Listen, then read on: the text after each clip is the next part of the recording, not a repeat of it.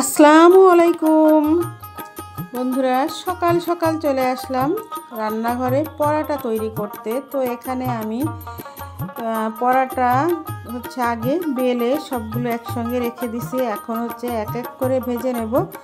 তো সকালের নাস্তা আজকে হবে পরাটা আর দুধ চা। তো আমার এখানে একটা পরাটা কিন্তু ভাজা হয়ে গেল, আর একটা আমি দিয়ে দিলাম। তো এভাবে আমি সবগুলো পরাটা তৈরি করে নেব। আর এর সঙ্গে আছে দুধ চা।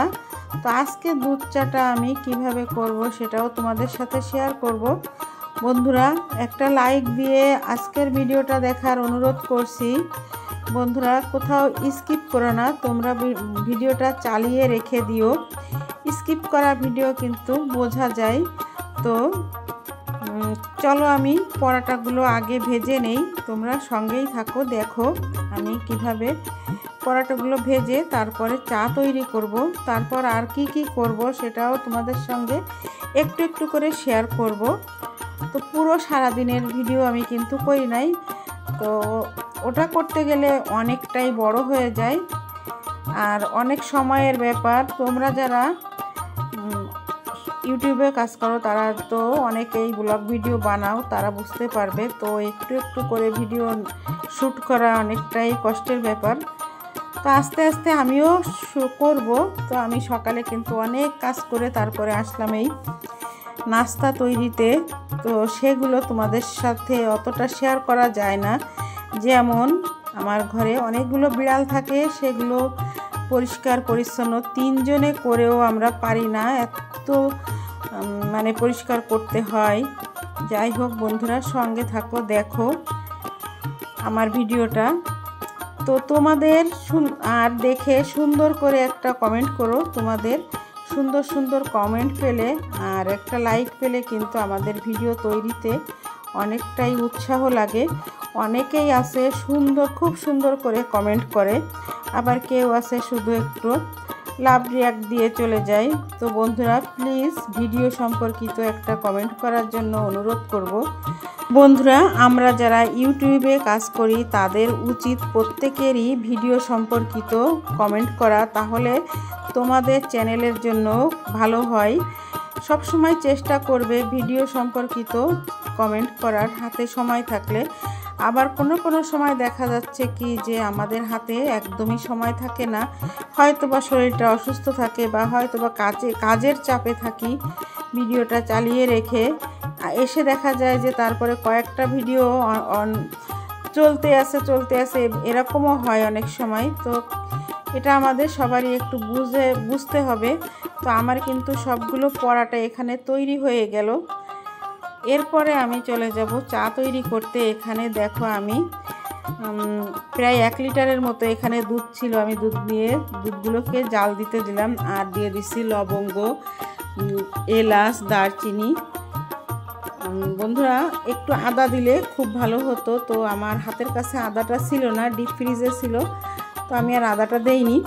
যাই হোক বন্ধুরা, সব কিছু সবসময় হাতের কাছে পাওয়া যায় না। আমার দুধটা কিন্তু ফুটে উঠছে।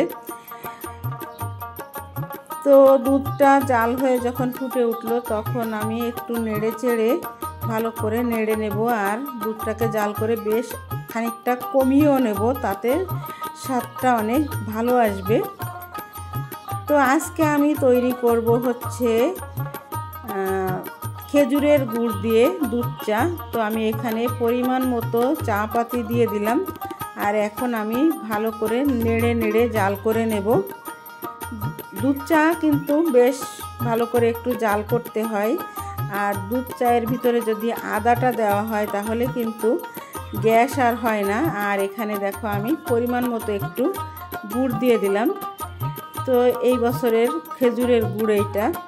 তো গুড়টাকে দিয়ে ভালো করে গুড়ের সঙ্গে আর দুধের সঙ্গে মিশিয়ে নেব। বন্ধুরা, সঙ্গে থাকো, দেখতে থাকো। আর এভাবে তোমরা গুড় দিয়ে চা তৈরি করে একবার খেয়ে দেখো। অবশ্যই তোমরা একটু আদা দেওয়ার চেষ্টা করবে, আদা দিলে কিন্তু ফ্লেভারটা অনেক ভালো আসে আর কোনো রকম ক্ষতি হয় না।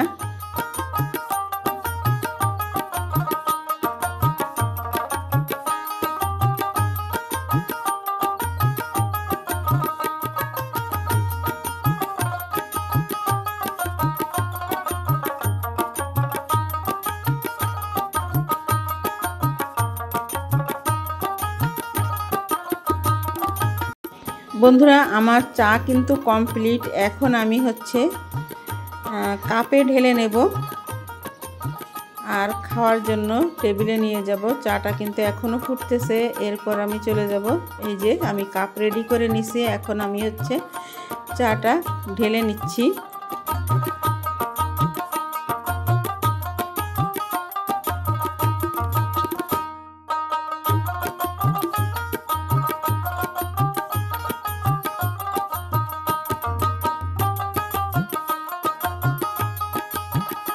বন্ধুরা চাটা ঢেলে নেওয়ার পরে এখানে দুধ জাল করার সময় যে শর্টটা পড়েছিল সেই শর্টটুকু আমি উঠিয়ে রাখছিলাম, আর এই দুধের উপরে শর্টটুকু আমি দিয়ে দিলাম।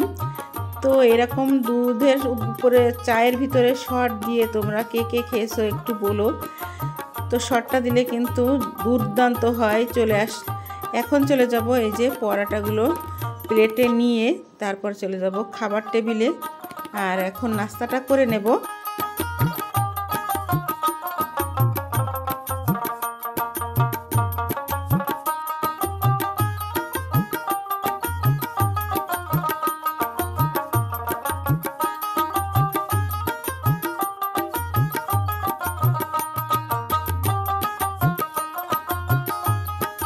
বন্ধুরা এরপর চলে আসলাম এই যে ডাইনিং টেবিলে। এখন আমরা দুইটা চা কিন্তু ওখানে ঢাকা আছে, আর আমি এখন এই পরোটা আর দুধে ভিজিয়ে পরোটা দিয়ে চা খাবো।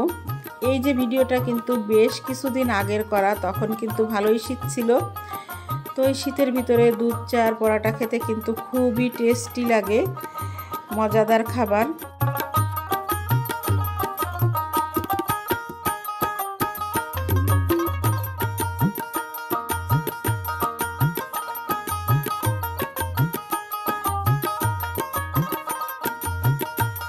বন্ধুরা চা নাস্তা শেষ করে চলে আসলাম। এখানে আমি কিছু জিনিস অনলাইনে অর্ডার করছিলাম, সেই জিনিসগুলো তোমাদের সাথে একটু শেয়ার করব এর জন্য। তো আমি এখন এই যে প্যাকেটটা খুলে তোমাদেরকে একটু দেখাবো আমি কি কি জিনিস অর্ডার করলাম।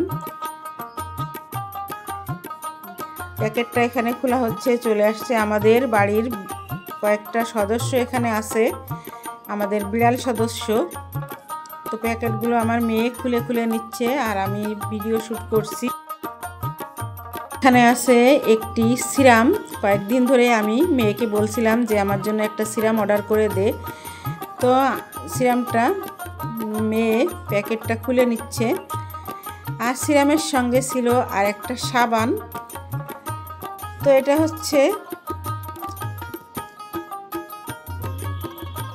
অসফি সিরামটা কিন্তু খুবই ভালো।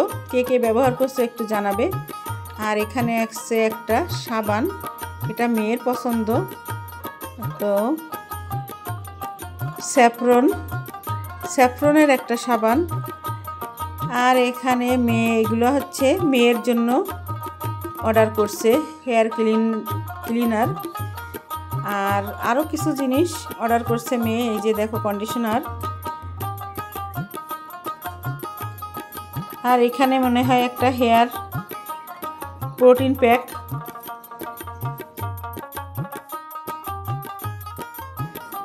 এটা খুব সম্ভব একটা অয়েল।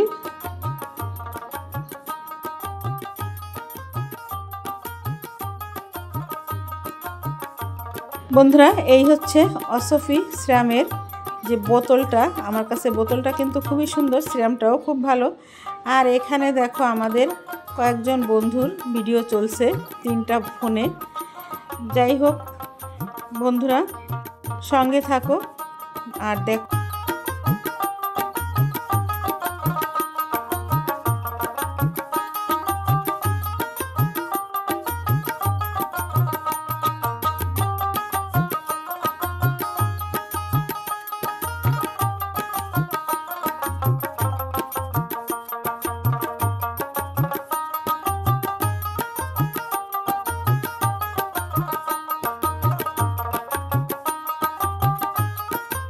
বন্ধুরা আমার আজকের অনলাইনে অর্ডার করা জিনিসগুলো কেমন লাগলো অবশ্যই কমেন্টের মাধ্যমে জানাবে। ভালো লাগলে লাইক কমেন্ট শেয়ার করে দিও।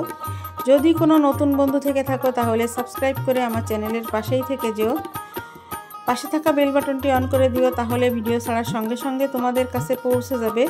তো এরপর চলে গেলাম রান্নাঘরে, আবার যে নাস্তা করার সেই প্লেট গ্লাসগুলো কাপ পিরিচগুলো ধুয়ে নিতে হবে, ওগুলো মেয়ে ধুয়ে নিচ্ছে। আর তারপরে চলে আসলাম দুপুরের রান্নায়। তো রান্নাটা তোমাদের সাথে শেয়ার করলাম না, আজকে দুপুরে ছিল মাংস রান্না। তো এই পর্যন্তই আজকের মতো বিদায় নিচ্ছি। আল্লাহ হাফেজ, আসসালামু আলাইকুম। চলে আসবো নতুন দিনে নতুন কোনো ব্লগ ভিডিও বা রেসিপির সঙ্গে।